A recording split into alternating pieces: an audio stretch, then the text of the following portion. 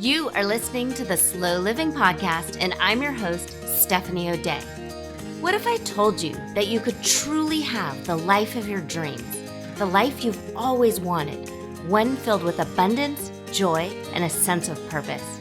It's absolutely possible, and I see it each and every day with my coaching clients. It all starts with learning how to slow down. You deserve to live the life you've always dreamt about. Let's get started. So if you're a fan of the podcast, you're going to absolutely love the book. Slow Living, Cultivating a Life of Purpose in a Hustle-Driven World is now available wherever books are sold. Buy it for yourself, your children, your friends, and your neighbors. You can get all the juicy details at stephanieoday.com/slow living book. Trust me, this is hands down the best $20 you'll ever spend. Hello, Slow Down Society. Steph here, and we are on episode 176 of the Slow Living Podcast. Thank you for being here. Give yourself a hug and a pat on the back, and just know that this absolutely counts as self-care. So for the next 20, 25, probably not 30, because I think we'll keep it to 20 to 25 minutes today. This counts as self-care, and you are taking care of yourself. So take a deep breath, relax your shoulders, unclench your jaw, and know that right now, right here, you're in absolutely the right place. You're not behind. Everything you do well. You are loved. You are worthy. And I am immensely proud of you. And I am so incredibly happy and honored that you are here.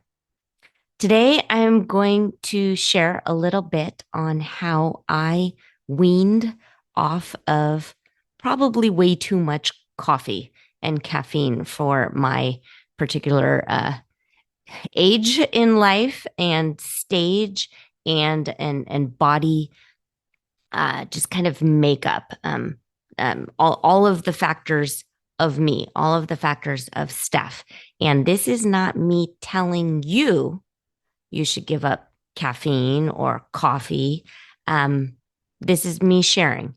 And then I want you to then ask yourself some really kind of open-ended questions of, okay, well, what do I think about this? And then filter it through the slow philosophy. Simply look only within.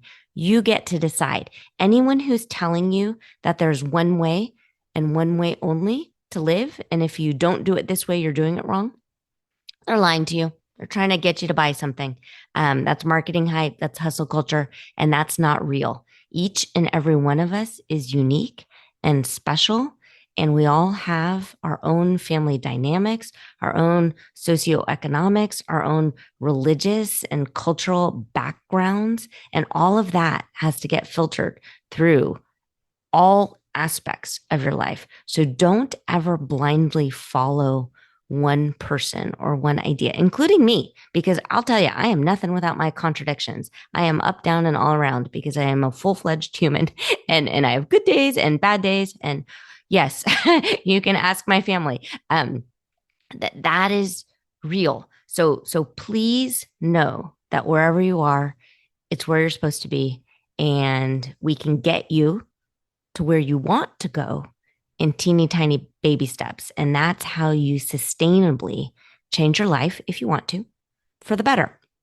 So I am going to title this episode, number 176, Caffeine, or what am I going to call it? I'm calling it Anxiety, Caffeine, and Anhedonia. And anhedonia is a new to me term, and I learned about it because I have recently drastically decreased my caffeine consumption. And this did not happen because I chose to do it.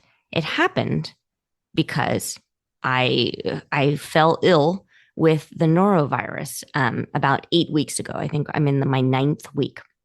So I've said this before, and I will say it again. And my coaching clients have heard me say it ad nauseum. If you don't slow down on purpose, your body will do it for you. And that's essentially exactly what happened to me. And for me, I got sick with the norovirus. The San Francisco Bay Area has been hit with it pretty hard, although I've been seeing on the CDC's website that it's kind of US wide right now. And I kind of just thought you would get the norovirus on a cruise ship. But I got it from school, from work. I work in the front office of an elementary school, and absolutely sick kids come to me when they're sick. And while I have taken all of the classes and read all of the stuff saying that you are supposed to immediately put a mask on and put gloves on when someone comes in my office, that doesn't always happen. And I kind of go into mom mode. And thankfully, since they're not my own children, I'm not actively trying to catch the vomit in my hands. Although, if you are a parent, chances are you have tried to catch vomit in your hands, which is one, disgusting, and then two, kind of remarkable that's what we do to help our offspring. It's pretty amazing the sacrifice that parents go through to help their children. And it's just kind of interesting. So I don't catch the vomit. I pull up a garbage can and try and catch it in the garbage can. But according to everything I've read about the norovirus, the way I got it was probably through a droplet of some sort. And it's just disgusting when I think about it. So anyway, that happened to me. I was very, very sick. And because of that, the idea of drinking coffee just repulsed me. The smell of it, the idea of it was not good. But I did not want to get a caffeine headache. And so I began drinking just black tea. We happen to have black tea in the house. And my personal favorite black tea bag is by Bigelow. And it's in a red pouch called Constant Comment. And then I went down a whole rabbit hole of why it was called Constant Comment. And it's kind of actually a very cute story that people were drinking this tea and commenting about it all of the time. And that's how the name came up. Growing up, I had heard that name tea before, but I thought it was called Constant Comet, Comet, because it was black tea and it had caffeine in it. Okay. So prior to the norovirus, I am an early riser. I like to get up either at 4 a.m. or 5 a.m., depending on how many calls I have in the morning. And I decide the night before whether or not I'm going to get up at 4 or at 5.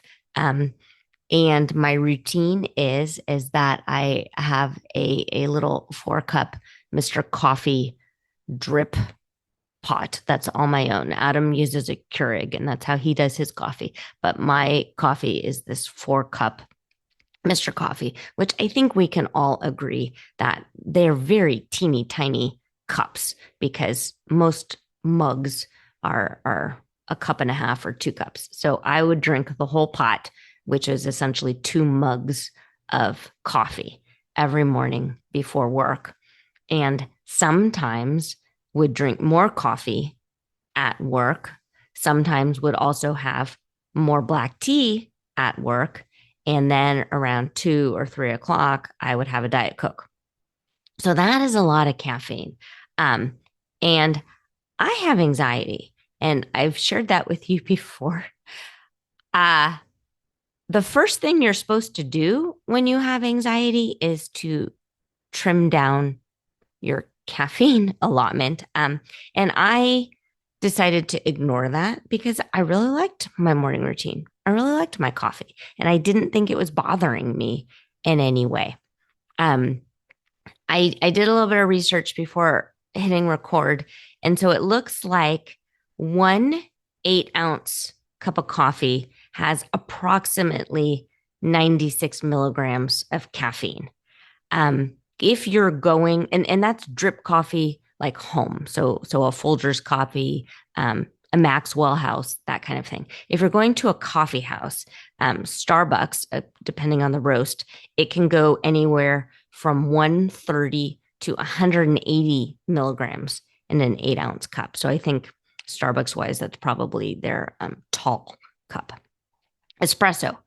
So 1 ounce of espresso. And I don't know about you, but most of my espresso drinks have 2 shots in them. But anyway, 1 ounce is 63 to 60, so it's 63.6. So let's say 64 milligrams of caffeine. The Diet Coke that I really liked, 46 milligrams of caffeine. And then black tea, so 1 tea bag is 48 milligrams. So I'm now down to 1 tea bag or so a day. So that's 48. But I used to have, I don't know, probably close to 300 or so milligrams of caffeine a day. I can honestly tell you now, 8 weeks later, it's taken some time. I feel pretty gosh darn good on this really truncated version of limiting my caffeine. I, even when I had the norovirus, sipped on black tea throughout the day. And that's because I wanted to ward off a caffeine headache. I did not think I would give up my drip coffee. That was not my idea. My idea was I would get through being sick and then I would go back to just doing what I always did because there was nothing wrong with me. And then I tried it a few times. And for the first week or so after the virus, my stomach burned with pretty much anything that I ate. And so the idea of putting coffee in a burny stomach really didn't sit well with me. I was worried about stomach acid. I was worried about potential ulcers. So I stuck with the black tea because it didn't burn my stomach. And then Christmas came and made coffee like normal. Family was coming over. And so I decided to have a cup of coffee. And while it tasted good, it didn't upset my stomach, but it felt heavier and different in it than tea. And I could tell I was immediately talking faster. My eyes felt kind of a little bulgy, like I was very awake and active. And I kind of felt like I was under the influence of something. And that's not a feeling that I have had with coffee in eons, decades. So that was something to just kind of take note of. And then we ended up going to the cabin the way we usually do between Christmas and New Year's. And I decided not to pack my Folgers coffee, but just bring a box of the Constant Comment. And what was interesting is I enjoyed our trip the way we usually do, but I had this kind of feeling of blah, of not pure excitement. I did not have that jolt and get up and go. So I felt not depressed, but just kind of like, eh. So I ended up Googling, gave up coffee. Now I feel ugh. And what came up was this idea of anhedonia. And so that's spelled Anhedonia. And it's really interesting because it's this idea that it's a diminished ability to experience pleasure. And that was so uncomfortable to me that I did not like that we were in this joyful place. We were doing puzzles. We were goofing around. We went and got old timey photos taken at a state park that does that.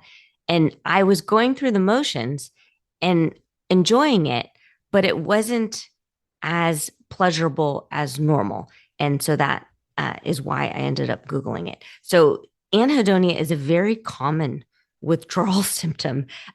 Did not know this. And it comes along with at times headaches and fatigue and mood changes. I didn't have headaches because I didn't give up caffeine completely. I continued to have this tea and a little slow drip. I'm now through it and feel calmer. And while I do not have that jolt of, whoa, I'm awake, it's a much steadier kind of ease to my days. And since I write and coach and teach and speak about slow living, being at ease is what I want and what I want for you. I'm not trying to be high octane all the time, go, go, go. I like slow and steady. I didn't realize how much I was kind of altering my mood by having this my caffeine addiction. Um, so between then and now, I've tested this a few times, and as recently as last night, I tested it. But through working, at times people will bring me coffee, or I'll be at a meeting and there's coffee available. And just because it's part of my habit and routine, I'll go and to the little table and I'll pour myself a cup. I am now at the point where I don't want to finish it, because if I do, I can feel my eyes get a little twitchy and I am more reactive and quick to be annoyed. So that's interesting. And so I think in a way, I've reset my dopamine receptors more so than they were. I thought I was doing a pretty good job with emotional regulation and paying attention to my moods, but having this substance in me that I wasn't in control of definitely was a driving force to some of my quick being annoyed at people. And by being annoyed at people, I'm in a very customer servicey role, and people asking questions, and at times they're the same question over and over again, can be annoying. But that's part of my job. And it's not that person's fault to ask a question. They don't know that it's been asked multiple times, or that it can be easily Googled or looked up on a website. And so I should not be rolling my eyes metaphorically while I'm talking to someone. And so I've found that by limiting my caffeine, it's been helpful in that way. Last night, my youngest had a winter dance. And so a parent dropped the girls off at the dance when it began at 7, but Adam and I were the pickup committee at 10, which we were uber happy to do. But that also meant that our evening routine and bedtime was going to be different. So we ended up going out for sushi with our oldest, and I had a Diet Coke for dinner. And I thought that was a really great idea for me to have a Diet Coke at 6:30, because how on earth could one Diet Coke affect my sleep? It did. When we missed our sleep window of when we were naturally tired, because we artificially, I at least artificially caffeinated myself to stay awake. And then I had a really rough night's sleep. In these past 8 weeks, and really, I guess it's 6 weeks where it really kind of kicked in, my sleep has been so deep and so lovely, that it's something that if I don't have that, I miss it. And I'm disappointed because I know what it could be. And so I just want you to pay attention to that. If you find that at times, maybe you're a little bit more agitated, maybe you're a little bit more anxious, maybe you're a little bit more worried about things you can't control, maybe pay attention to that and ask yourself, could I benefit by beginning to limit my caffeine intake? And it's different for everybody. Only you know what's right for you. I have a few past episodes that I've recorded about anxiety and about my own kind of brain and how I am wired. And if you'd like to listen to them, you can. If you don't, that's okay too, but we will drop them in the show notes. So episode 90, all about adrenal fatigue. Adrenal fatigue, some doctors don't think it's real. I began paying attention to it a few years ago. So let's see. Oh gosh, now it's been a while. So it was 2018 or so, and I'm recording this in February of 2017. So it was quite a while ago, but I had a pretty massive panic attack while driving. And from there, realized that I was definitely suffering from burnout and kind of this frantic and anxious feeling all of the time, and learned about adrenal fatigue. And from there, began to pay attention to what I was eating and drinking and my sleep patterns. I ended up being diagnosed with, uh, oh gosh, it's so funny. I had a brain fart with sleep apnea. And so since then, I definitely sleep better, but depending on what I eat or drink, sometimes have a rough night's sleep. And what I know now that I can sleep really deeply for a good 6 to 8 hours with my CPAP machine when I don't get that. It's just data. It's something for me to pay attention to. Episode 121, I recorded on anxiety, ADHD, and more. Many people write to me and tell me that they have markers of ADHD. And there's this kind of awakening happening right now in women's health. And many women are realizing that they have a lot of markers of ADHD. But when they were growing up, and certainly true for me, ADHD was not a thing for little girls. And little girls are sort of trained to be people pleasers and learn how to mask really easily and quickly at a very young age. And so for some people, they would treat or begin to treat some of their ADHD tendencies with high doses of caffeine. And so that's talked about in that episode.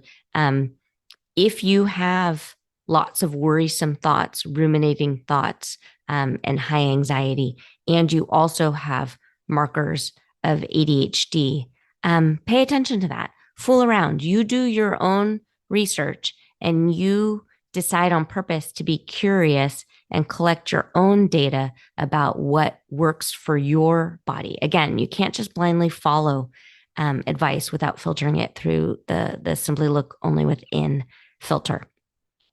145. 145 is part of the slow parenting series, and I had titled it Teaching Emotional Regulation to Children. But I should record something on emotional regulation for grownups and for adults. But sometimes it's easier to teach others. And while you're teaching others, you have your own aha moments.